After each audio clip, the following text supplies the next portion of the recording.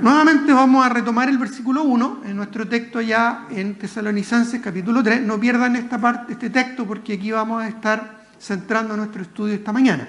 Dice el versículo 1, por lo cual indica un nexo con los capítulos anteriores que tienen que ver con el cariño, con el afecto que el apóstol Pablo muestra hacia los creyentes de Tesalónica. Por ejemplo, en el capítulo 2, versículos 19 y 20, los últimos versículos del capítulo anterior, dice: porque ¿cuál es nuestra esperanza o gozo, corona de que me gloríe? ¿No lo sois vosotros delante de nuestro Señor Jesucristo en su venida? Vosotros sois nuestra gloria y gozo. Pablo expresa su cariño, su afecto, ¿verdad? El versículo 17 del capítulo anterior, capítulo 2, dice: pero nosotros, hermanos, separados de vosotros por un poco de tiempo de vista, pero no de corazón, tanto más procuramos con mucho deseo ver vuestro rostro.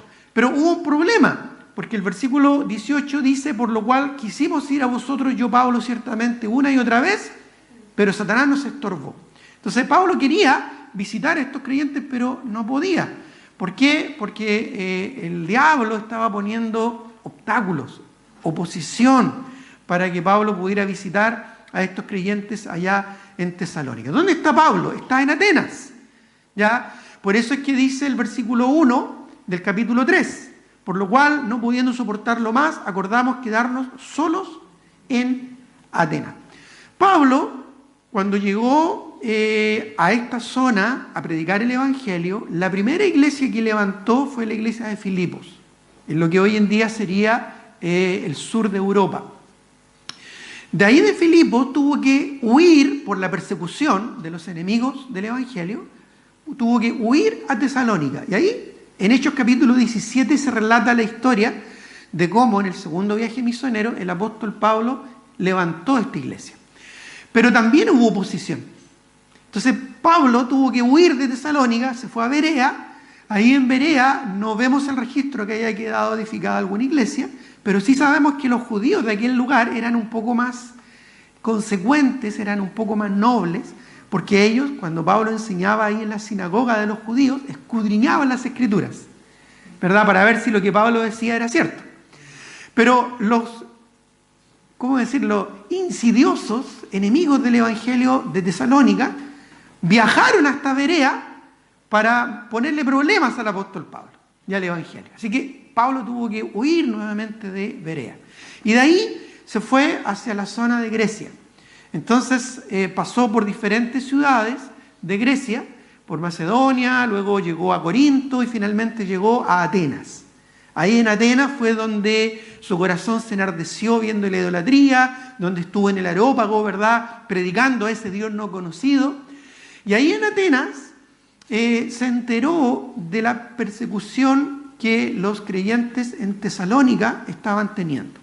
Entonces, por el cariño que tenía por estos creyentes, acordaron enviar a Timoteo a ver cómo estaban estos creyentes y a fortalecerlos justamente en su fe, ¿ya? Es interesante porque, ¿te acuerdas quién era Timoteo? Timoteo, según Hechos capítulo 16, que fue cuando Pablo lo reclutó, era hijo de una mujer judía, pero su padre era griego. Entonces, realmente habría sido muy útil Timoteo ahí con el apóstol Pablo en Atenas, porque básicamente Timoteo tenía esa cultura. Sin embargo, a pesar de la utilidad, el apóstol Pablo consideró la necesidad de fortalecer a los hermanos de Tesalónica. Ya ahí vemos el cariño, el afecto y el deseo de incluso sacrificar sus gustos personales o sacrificar su comodidad personal en beneficio de la obra del Señor. Así que a pesar de que Timoteo tal vez le era a Pablo muy útil en Atenas, prefirió él quedarse solito y enviar a Timoteo a Tesalónica para fortalecer, como dice el versículo 8, ¿verdad?, para que ellos se pudieran fortalecer en el Señor. Entonces, dice el versículo 2 de nuestro texto, enviamos a Timoteo.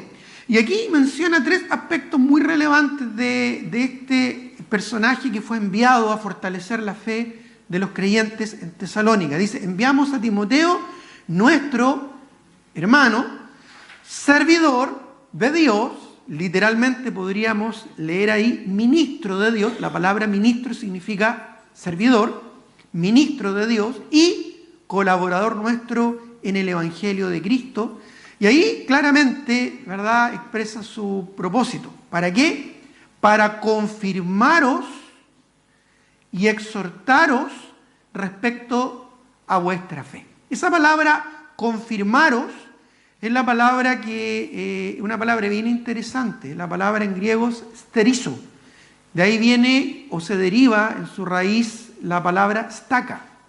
Una estaca, lo que tú pones cuando levantas una carpa, una tienda de campaña, una estaca para que el viento no destruya, ¿verdad?, esa carpa, no la tumbe, algo que tú pones para afirmar. Bueno, ese es el concepto, esa era la idea de lo que Timoteo tenía que hacer, afirmar, estacar, ¿ya?, hacer firme justamente la fe de estos creyentes. Y la palabra exhortaros es la palabra paracaleo, de ahí viene la palabra paracletos, que se usa para referirse al Espíritu Santo, que es nuestro ayudador, que es alguien a nuestro lado para justamente animarnos, para fortalecernos, para suplir cualquier necesidad que podamos tener y de esa manera mantenernos firmes en los caminos del Señor.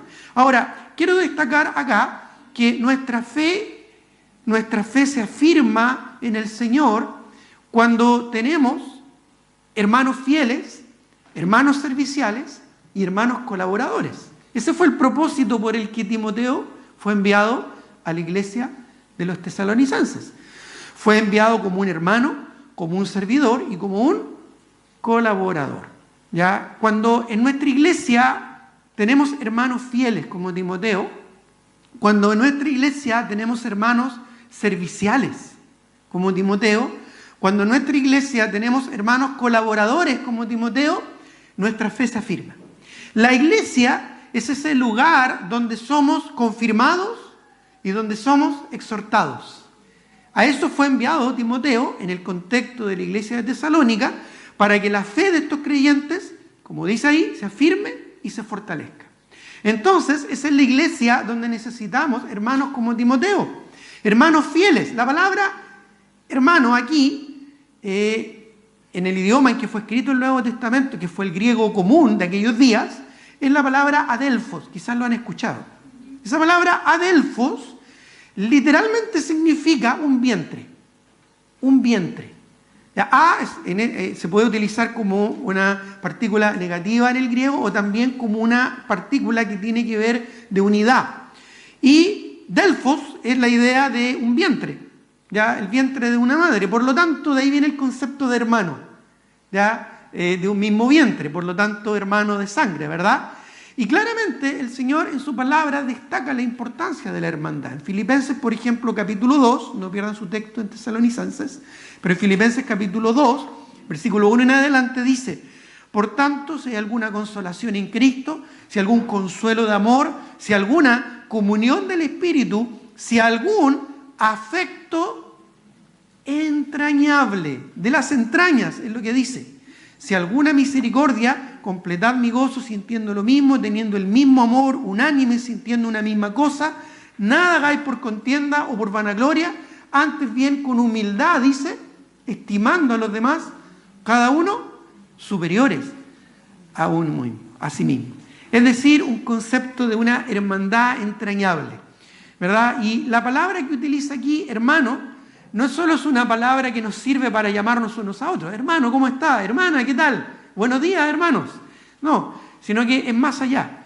Es un vínculo de entrañable amor, como nos exhorta la palabra del Señor, que tenemos que esforzarnos en mantener.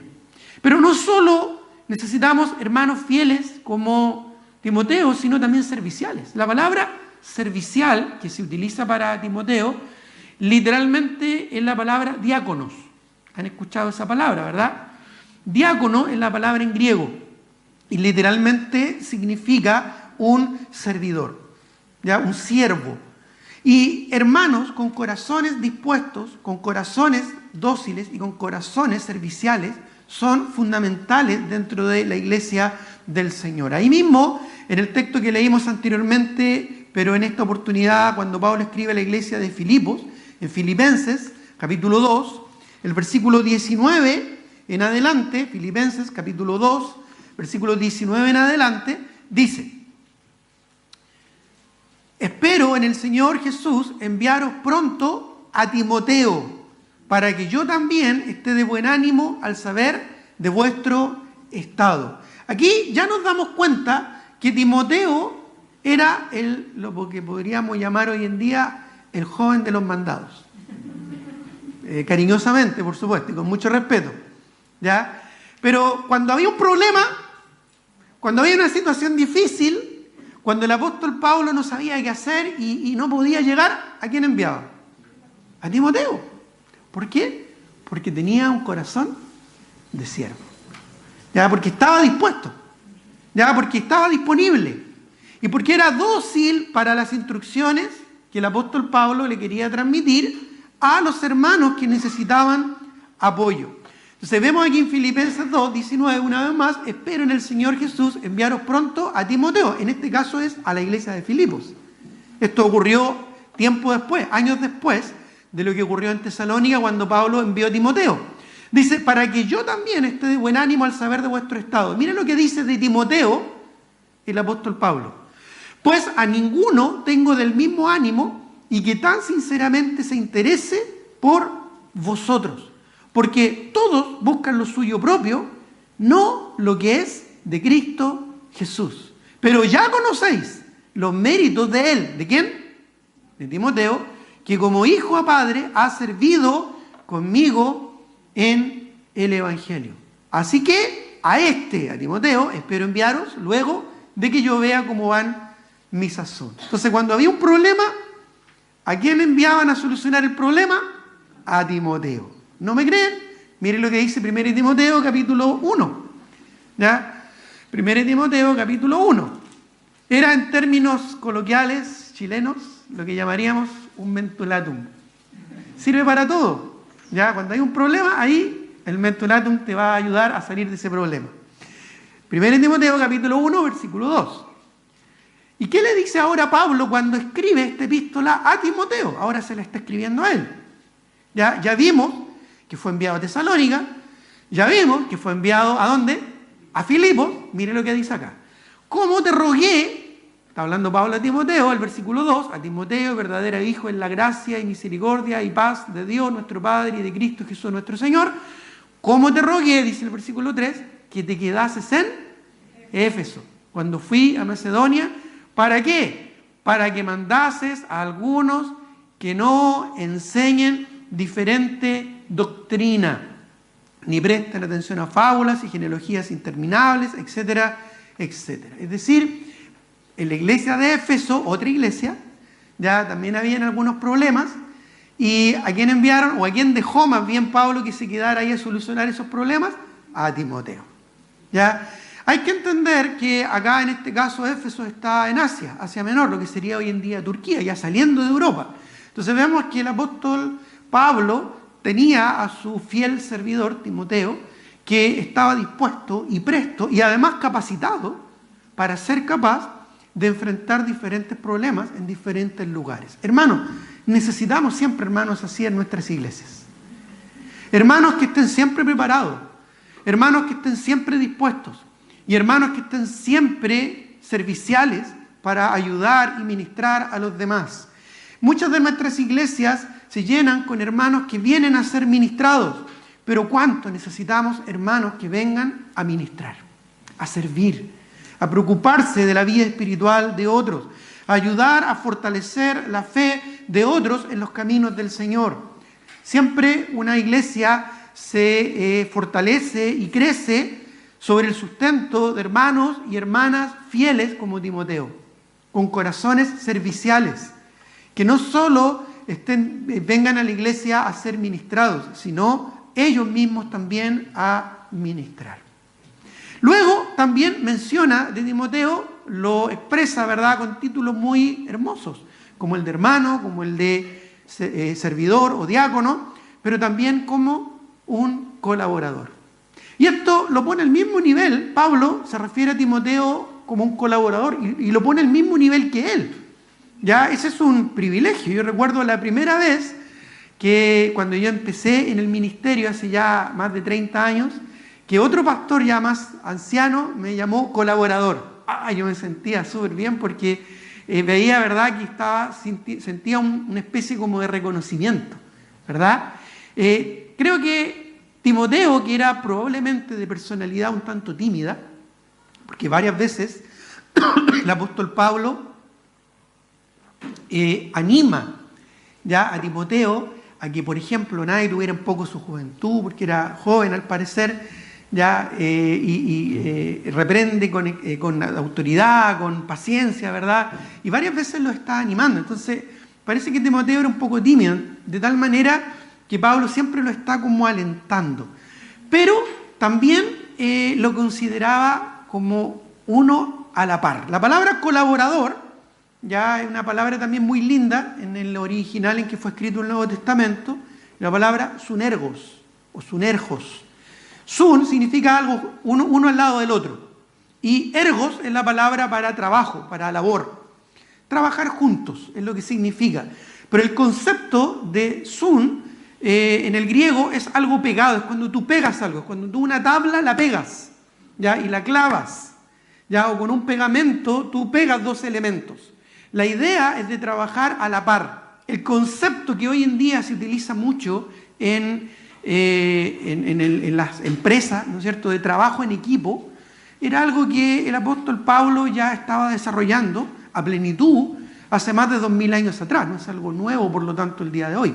El trabajo en equipo es lo que expresa esta palabra colaborador, ¿ya? Y sin duda que Timoteo era considerado un colaborador. En otra iglesia, Romanos capítulo 16, versículo 21, vemos que que Timoteo también tenía un lindo testimonio.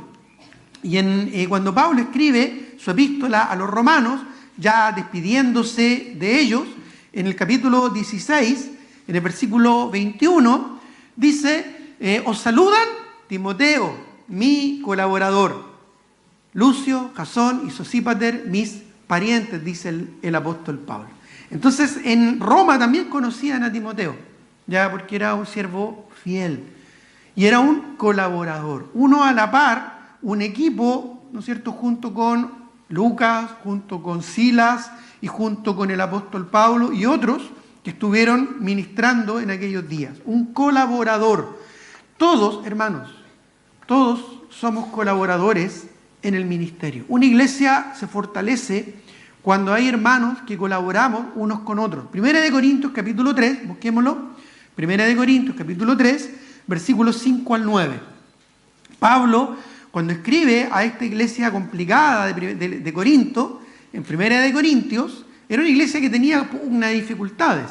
Y Pablo siempre los estaba exhortando a fortalecerse en unidad. ¿Ya? Por ejemplo, en el capítulo 1, versículo 10, dice, ruego pues, hermanos, por el nombre de nuestro Señor Jesucristo, que habléis todos una misma cosa, y que no haya entre vosotros divisiones, sino que estéis perfectamente unidos en una misma mente y en un mismo parecer. Pero en el capítulo 3, versículos 5 al 9, presenta la figura del trabajo en equipo en el campo, ya, en una labranza. Y dice, 1 Corintios 3:5, ¿qué pues es Pablo? ¿Y qué es Apolos? Servidores por medio de los cuales habéis creído, y esto según lo que a cada uno os concedió el Señor. Yo planté, Apolos regó, pero ¿qué dice?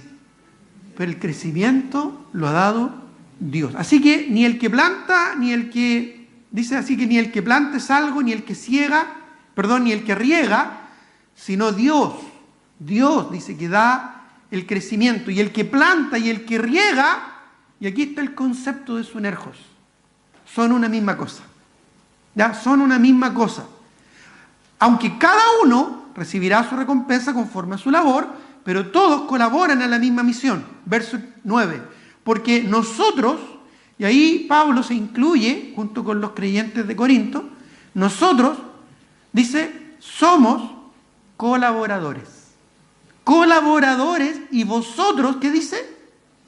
Sois labranza de Dios, edificio de Dios. Es decir, todos nosotros en la iglesia debemos tener el desafío de colaborar juntos para que la obra crezca y para que nuestra fe sea fortalecida.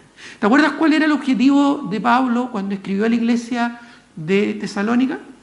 Que su fe se afirmara, ya que su fe se fortaleciera, que su fe estuviera estable, que su fe estuviera firme. Pero eso no ocurre por casualidad. Se necesitan hermanos fieles, se necesitan hermanos serviciales y se necesitan hermanos colaboradores. ¿Qué es lo que Pablo, ¿no es cierto?, hizo al enviar a Timoteo a esta iglesia? Ahora, si seguimos la lectura, volvamos a nuestro texto ya en 1 Tesalonicenses capítulo 3, ahora el versículo 3 en adelante, vemos que el Señor, a través del apóstol Pablo, escribiendo a los tesalonicenses, le añade otro concepto importante. Ya dice el versículo 3 al 7. En primer lugar, ya vimos en el versículo 1 al 2, ¿verdad? Vimos que nuestra fe se afirma en el Señor cuando tenemos hermanos fieles, hermanos serviciales y hermanos colaboradores. Veamos ahora en el versículo 3 al 7 que dice: a fin, aquí menciona un objetivo, a fin de que nadie se inquiete ya por estas tribulaciones. Esta es la razón por la que Pablo tenía temor de que la fe de los tesalonicenses no estuviera firme, por las tribulaciones que había y que estaban viviendo los creyentes de Tesalónica. ¿Se entiende? Es más, dice a fin de que nadie se inquiete. Esa palabra inquiete, ya en la palabra griega zaino, es un lindo nombre para un perrito. Si alguien le quiere poner un nombre a un perrito simpático, zaino. ¿Ya? ¿Sabes qué significa zaino? Literalmente significa mover la cola. Interesante, ¿o no? Y es la idea de agitar, sacudir o ponerse nervioso. Entonces, ese era el temor que tenía el apóstol Pablo, que estos hermanos se pusieran nerviosos o que se afligieran o que se agitaran o que su fe se sacudiera, ya producto de las tribulaciones. ¿Ya? Porque dice ahí el versículo 3, porque vosotros mismos sabéis que para esto estamos puestos. Porque también estando con vosotros, dice el versículo 4, os predecíamos, le anticipaban a los tesalonicenses, que íbamos a pasar tribulaciones. Íbamos a pasar tribulaciones. Literalmente esa palabra tribulaciones es opresiones, angustias, aflicciones. Ya en la palabra griega dislipsis. De ahí seguramente viene cuando uno tiene un lapsus, ¿no es cierto? De ahí viene probablemente esa palabra. Y es la idea de aflicción, de angustia, de algo que te aprieta, porque literalmente eso significa algo que te compunge, algo que te aprieta, algo que te constriñe. ¿Ya? Luego dice pasar tribulaciones como ha acontecido y sabéis. O sea, ellos se daban cuenta que estaban siendo perseguidos y estaban pasando por problemas. Y por eso estaba preocupado el apóstol Pablo. Verso 5. Por lo cual, por esta causa de los problemas, también yo, no pudiendo soportar más, envié. Ya vimos a quién envió. Envió a un hermano fiel, a un hermano servicial y a un hermano colaborador. Envié para informarme de vuestra fe. Ya esta fe que Pablo consideraba tan valiosa, ya de mantenerla firme y estable en los creyentes de Tesalónica. No sea, dice el versículo 5, estoy leyendo, que os hubiese tentado el tentador. Ya, tentado el tentador. O el tentador hubiese tentado, literalmente lo que dice en el texto original. Y que nuestro trabajo resultase en vano o vacío. Ya, que se hubiera perdido lo invertido o el trabajo. Ya, que fome es cuando estamos invirtiendo tiempo y energía en algo o recursos en algo y eso se pierde, ya, y queda como que no queda nada, ya, queda vacío. Verso 6. Pero cuando Timoteo volvió de vosotros a nosotros, es decir, no solo a Timoteo lo enviaron. ¿Qué hizo después Timoteo? Volvió, regresó y regresó con buenas noticias. ¿Ya? Pero cuando Timoteo volvió de vosotros a nosotros y nos dio buenas noticias, ¿de qué? De vuestra fe y amor, y que siempre nos recordáis con cariño, deseando veros como también nosotros a vosotros, es decir, un afecto recíproco. Verso 7. Por ello, hermanos, en medio de toda nuestra necesidad y aflicción que estaban pasando allá en Atenas, fuimos consolados. Ese fuimos está en plural porque en Atenas se quedó Pablo, pero después llegó Lucas, así que seguramente él también estuvo apoyando el ministerio en Atenas en la ausencia de Timoteo cuando fue enviado a Tesalónica.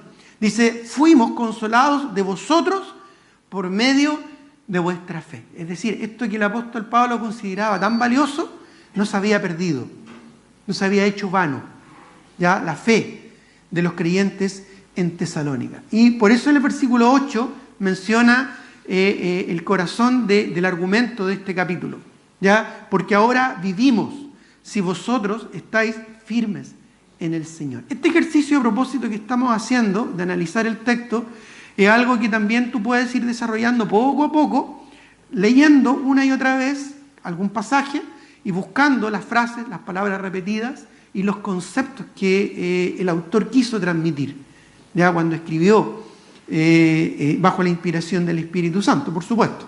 Ahora bien, en estos versículos vemos que nuestra fe se afirma en el Señor cuando, primero que nada, no nos dejamos inquietar por las aflicciones.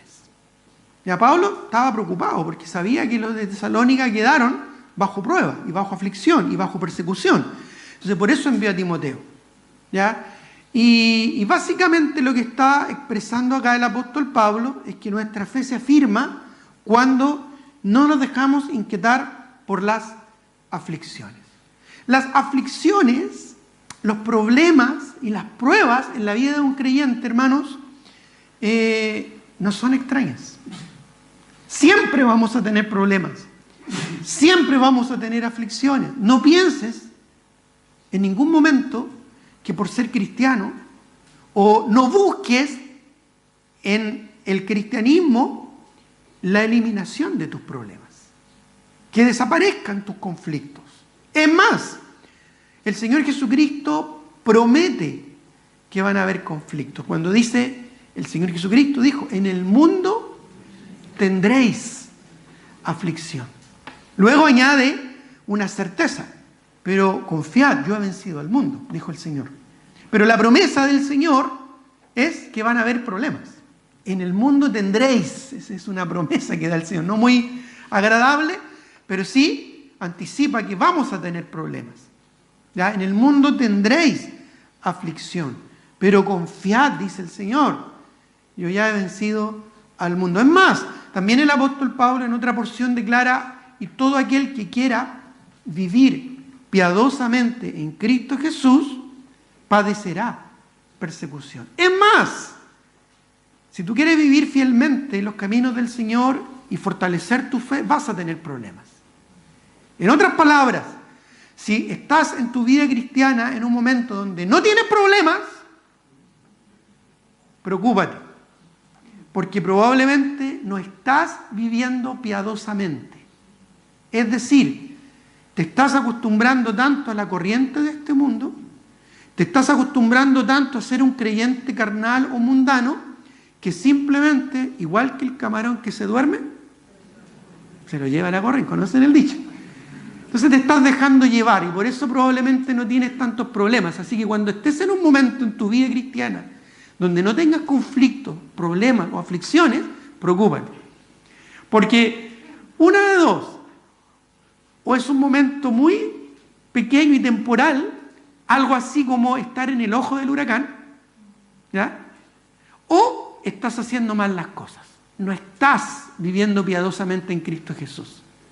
Porque la verdad, hermanos, siendo bien sinceros y honestos, ya es que no debemos sorprendernos del fuego de prueba que va a sobrevenir sobre nuestras vidas o ha sobrevenido sobre nuestras vidas, sino más bien gozarnos, que somos participantes de los padecimientos de Cristo. Porque por medio de los cuales nuestra fe, mucho más preciosa que el oro, Oro que aunque perecedero, se prueba con fuego. Así nuestra fe sea hallada en gloria y alabanza para el Señor. Eso es lo que nos dice la Escritura. Por lo tanto, hermanos, nuestra fe se afirma y se consolida cuando no nos dejamos inquietar por las aflicciones. Miren lo que dice Santiago, capítulo 1, versículo 12. Incluso el Señor promete que algún día en el tribunal de Cristo, cuando estemos en la presencia del Señor, vamos a recibir recompensas por mantenernos fieles y firmes en nuestra fe.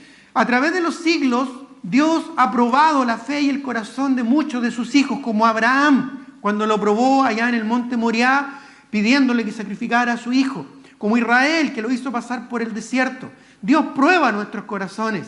Y aquellos que pasan la prueba, aquellos que se mantienen fieles y firmes en su fe, y no es solo una fe estática, sino son convicciones, son decisiones, son actitudes que nos acercan a la voluntad práctica del Señor. Es lo que dice Romanos 12, comprobando la buena voluntad de Dios, agradable y perfecta.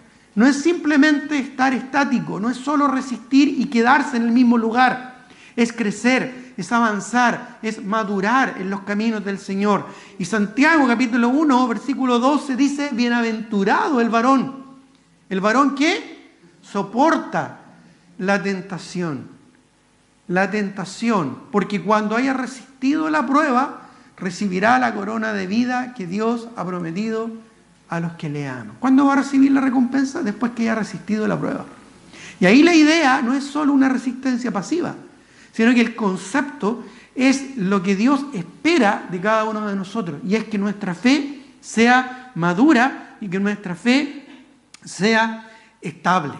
Por lo tanto, nuestra fe entonces nuevamente se afirma en el Señor, no solo cuando tenemos hermanos fieles, cuando tenemos hermanos servidores y hermanos colaboradores, en los que nos edificamos mutuamente y nos apoyamos unos a otros, sino también cuando no nos dejamos inquietar por las aflicciones, ya sea internas, es decir, nuestras propias debilidades con las que luchamos día a día, o ya sea externas, es decir, las tentaciones que están en nuestro entorno. Martín Lutero, él decía acerca de las tentaciones, son como los pájaros. No podemos evitar que los pájaros vuelen sobre nuestra cabeza, pero sí podemos evitar que hagan nido en nuestra cabeza. No podemos evitar los problemas y las aflicciones, pero no tenemos que eso se estanque en nuestro corazón y en nuestro desarrollo y crecimiento espiritual. Y pasemos al tercer punto que el apóstol Pablo quiere destacar acá, acerca de la importancia ya de una fe firme. Ya primero dijimos que nuestra fe se afirma cuando nos apoyamos en una iglesia local donde hay hermanos fieles, hermanos servidores y hermanos colaboradores, y que nos afirmamos en nuestra fe cuando no nos inquietamos, no nos dejamos inquietar por las aflicciones que tienen el propósito de hacernos crecer y madurar en el Señor, ya ni las aflicciones externas o internas con las que luchamos día a día. Pero aquí el apóstol Pablo añade un tercer aspecto, en el versículo 9 al 13, de acá de Primera de los Tesalonicenses capítulo 3. Dice, por lo cual, ya, y cuando en la escritura tú leas por lo cual, es como cuando tú en un trabajo o en una carta tú lees conclusión, ¿no es cierto? Ya no es tan complejo en realidad estudiar la escritura, es solo poner atención a las mismas palabras que ella nos entrega. Por lo cual, o sea, ya ir concluyendo esto, dice, ¿qué acción de gracias podemos dar a Dios por vosotros, por todo el gozo con que nos gozamos a causa de vosotros delante de nuestro Dios? Recuerda que Pablo estaba preocupado, envió a Timoteo a saber del estado espiritual de los tesalonicenses, y Timoteo volvió con buenas noticias. Entonces, ¿cómo estaba el apóstol Pablo? Contento, estaba gozoso, y lo expresa ahí en el versículo 9. Pero además añade algo que es muy relevante para la fortaleza de nuestra fe. Dice el versículo 10, orando. Dice, orando de noche y de día. pero no cualquier tipo de oración. No esa oración espontánea, no esa oración constante, sino más bien una oración, como dice acá, insistente. Dice, orando de noche y de día con gran insistencia. Esa era una oración recurrente, una oración permanente, una oración constante. Dice, orando de noche y de día con gran insistencia. ¿Para qué? Propósito de por qué oraba. Bueno, dice, y aquí vamos a ver dos cosas. Para que veamos vuestro rostro, para volver a verlo. Recuerda qué pasaba con Satanás y con el deseo de Pablo de visitar Tesalónica. Estorbaba.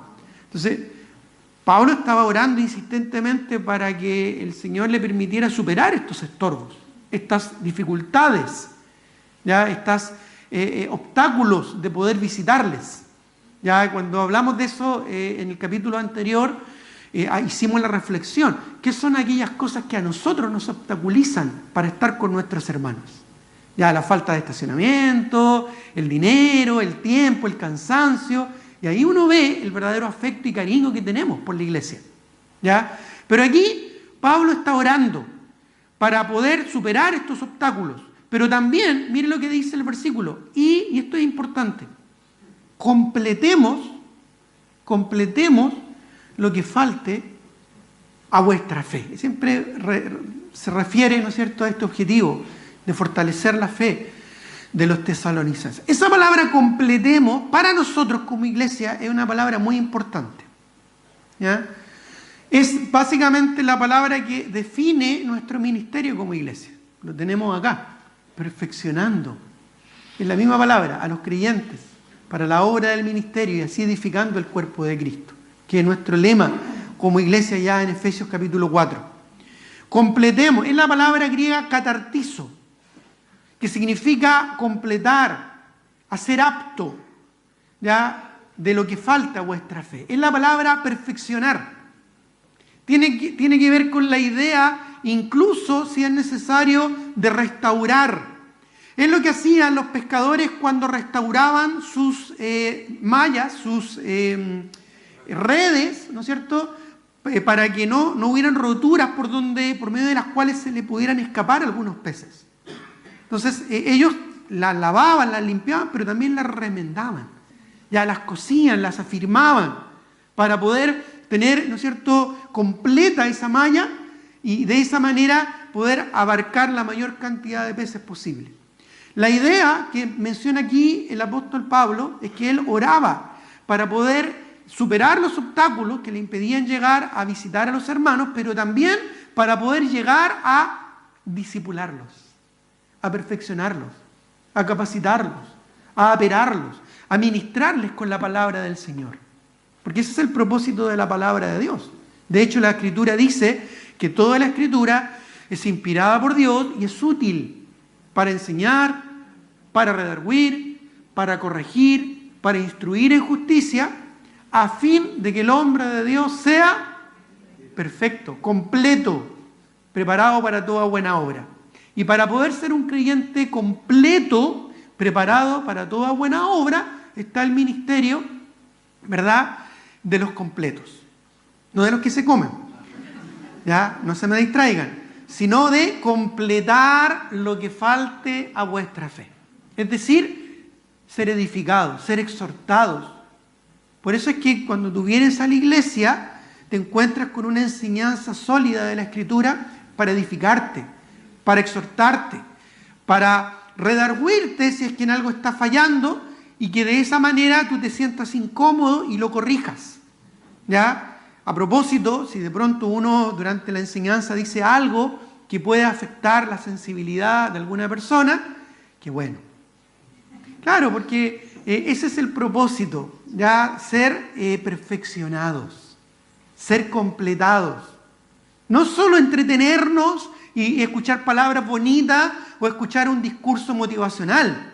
Eso tú lo puedes escuchar en YouTube o en la radio o en cualquier parte. Pero uno es parte de una iglesia para ser desafiado a crecer, a madurar, a ser perfeccionado en la fe. ¿Ya? Y eso es lo que ora. el apóstol Pablo. Ora por eso.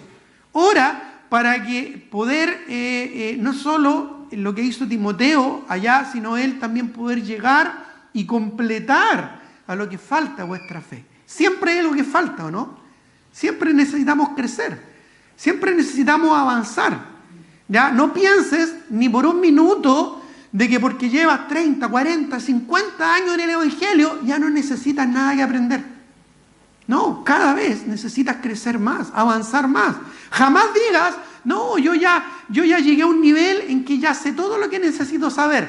Cuando llegues a ese momento, ese es el momento más peligroso de tu vida. Estás a punto de caer. Porque antes de la caída, dice el proverbio, es la altivez de espíritu.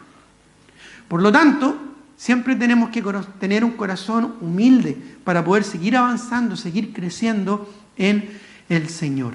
Por eso es que el versículo 11 de nuestro texto, el apóstol Pablo dice, más el mismo Dios y Padre y nuestro Señor Jesucristo dirija nuestro camino a vosotros. Pablo seguía insistiendo, él realmente quería visitar Tesalónica. Bueno, habían buenas termas ahí en Tesalónica. Y los de Filipos varias veces los enviaron a Tesalónica cuando estaba medio enfermito el apóstol Pablo para que se relajara. Así que tenía hartas ganas el apóstol Pablo de ir a Tesalónica. Pero probablemente por el amor que le tenía a los tesalonicenses, no piensen mal. ¿Ya? Ahora, versículo 12.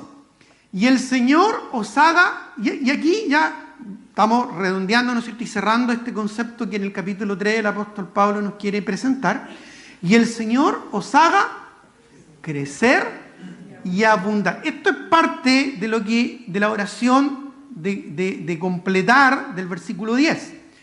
El Señor os haga crecer y abundar en amor unos para con otros y para con todos, como también lo hacemos nosotros para con vosotros. Y me gusta esto porque aquí no solo Pablo se presenta como el único que les va a ayudar a completar lo que falta a vuestra fe, sino que la responsabilidad también la pone sobre ellos mismos.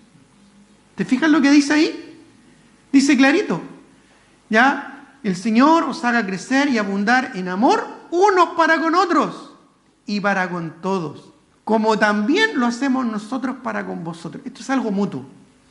No es solo prerrogativa de los líderes de una iglesia, sino que es también una necesidad y un compromiso y una responsabilidad de todos nosotros. Ser parte en la edificación mutua, edificándonos unos a otros.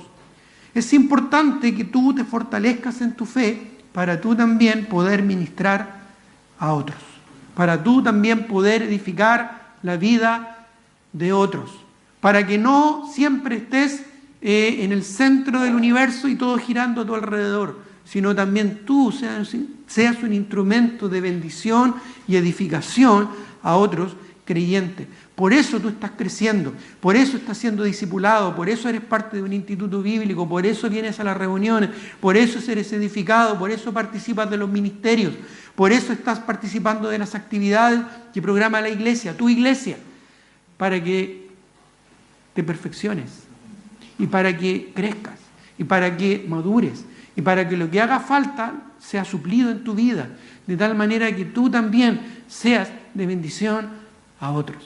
Entonces siempre el desafío es, hermanos, crecer.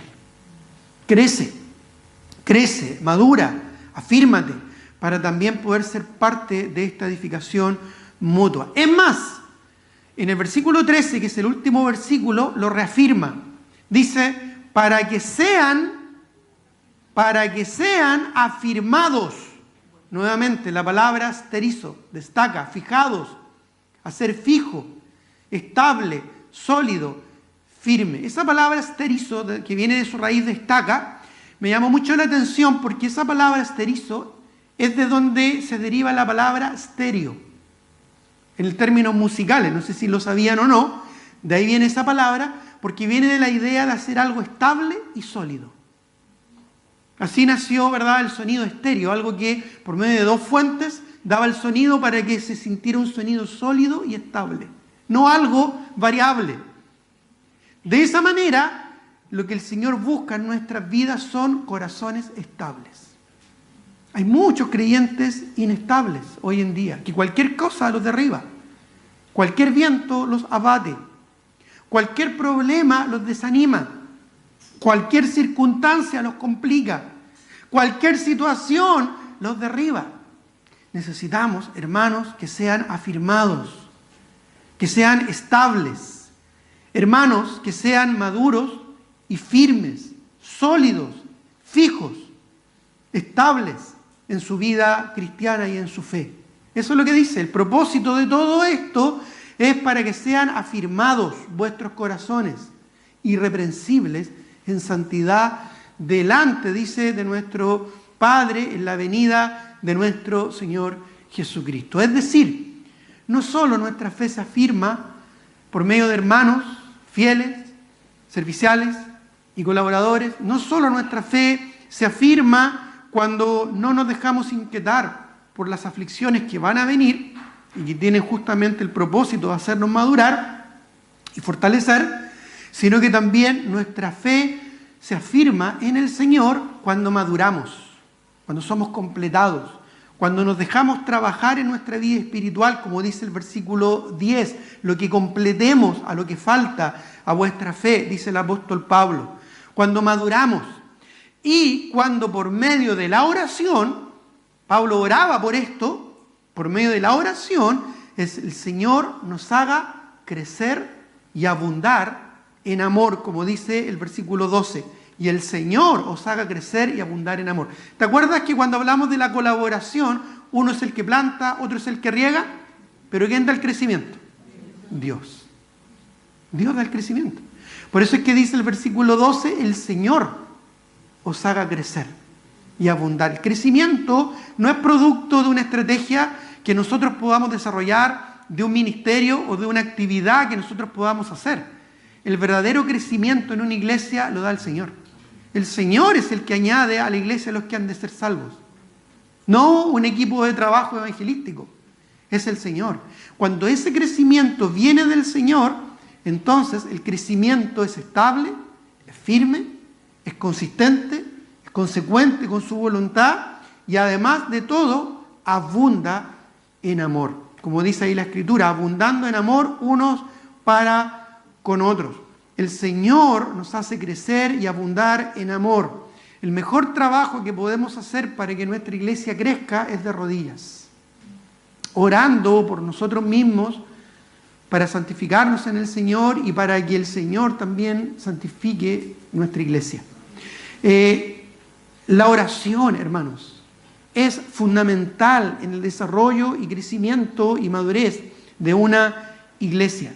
Podemos hacer muchas cosas y desarrollar muchas estrategias, algunas más entretenidas que otras, pero no es sino de rodillas en la oración, en que una iglesia es edificada, en que una iglesia realmente no solo se ensancha, sino que crece en el Señor.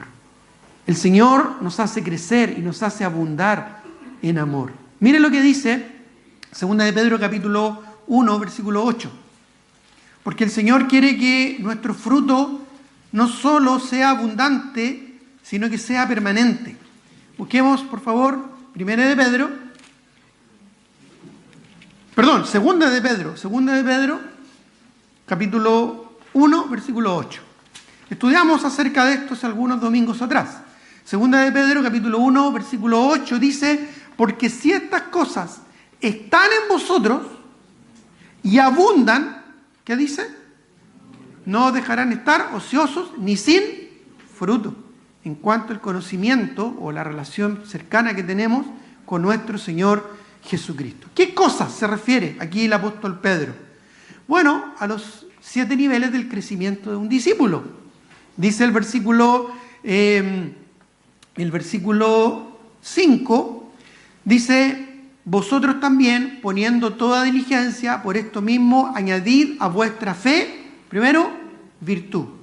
Este es el primer nivel del discipulado, la virtud o el arrepentimiento. A la virtud, conocimiento. Este es el segundo nivel del discipulado, el conocimiento o la iluminación. Luego dice al conocimiento, dominio propio. Este Este es el tercer nivel del desarrollo de un discípulo, la participación en el ministerio, el joven, ¿verdad?, que requiere dominio propio. Luego, al dominio propio, paciencia. Este es el cuarto nivel del desarrollo del discipulado, el desarrollo del liderazgo, el desarrollo de la responsabilidad en el liderazgo. Por eso es que habla de paciencia, es como un padre, ¿verdad?, que requiere paciencia para el trabajo de criar a sus hijos. Pero a la paciencia, piedad. La piedad significa sacrificio y es el quinto nivel del desarrollo de un discípulo, que es la consagración y la separación. Luego dice a la piedad que hay que añadir afecto fraternal.